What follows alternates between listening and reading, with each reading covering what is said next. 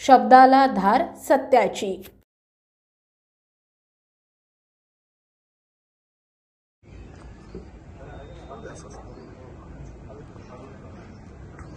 साहेबांना जरा हे करा।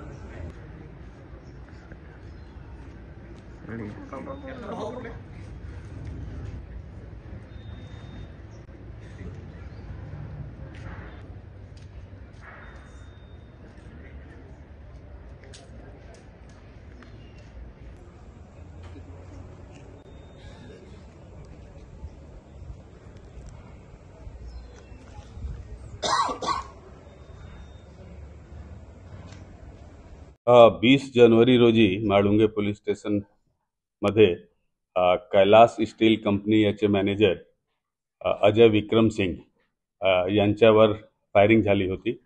दोन अज्ञात इसमाने एक ब्लॅक साइन मोटरसायकलवरून येऊन त्यांच्यावर फायर केले होते आणि त्यानंतर ते निघून गेले होते।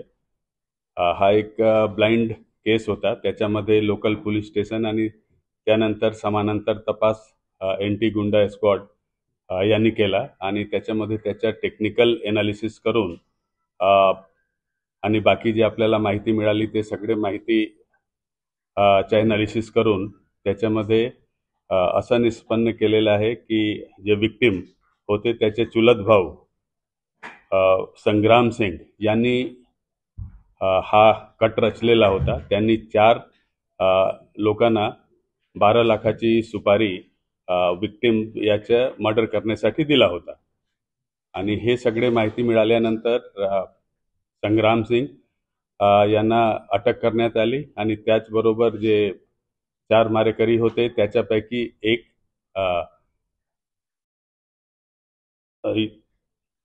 रोहित पांडे याला बलिया येथून अटक करण्यात आला आणि ही जी कट होती त्याच्याबद्दलची कबुली संग्राम सिंग यांनी दिलेला आहे। सगळे तपास आतापर्यंतचे तपासमध्ये असा निदर्शनास आलेला आहे की हा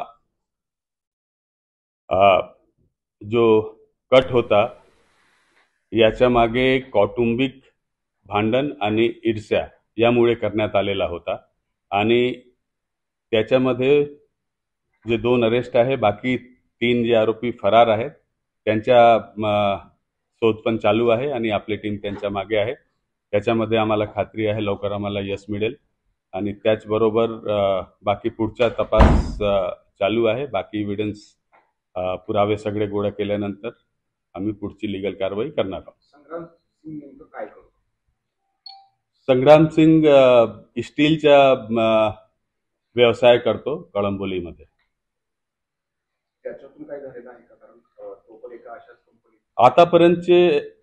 आतापर्यंतचा जो तपास आहे त्यातून प्राइमा फेसी असा निदर्शनात येत आहे की हा खून जे आहे ते ईर्ष्यातून आणि भांडणातून झालेला आहे। दोघे चुलत भाऊ होते, पण बाकी आपण तपास आपला चालू आहे आणि तपास मध्ये जे काही गोष्ट आहे ते जसं समोर येईल त्याप्रमाणे त्याच्यावर लक्ष घातलं जाईल। त्यानंतर संग्राम सिंगच्या नेमक्या मुवमेंट काय होत्या? तो जखमी होता, त्याचा भाऊ तिथे यायचा का? पोलिसांच्या निदर्शनास पण होता?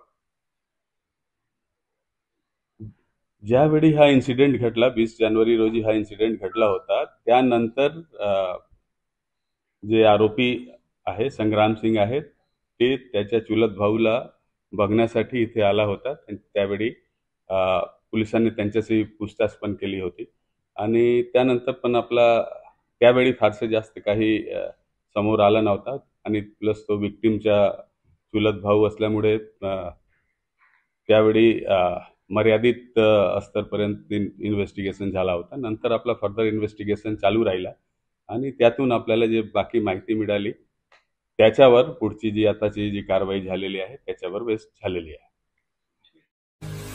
आपल्या परिसरातील महत्त्वाच्या बातम्या पाहण्यासाठी आजच आमच्या शौर्य वार्ता न्यूज चॅनलला YouTube वर सबस्क्राइब करा आणि बेल आयकॉन प्रेस करा।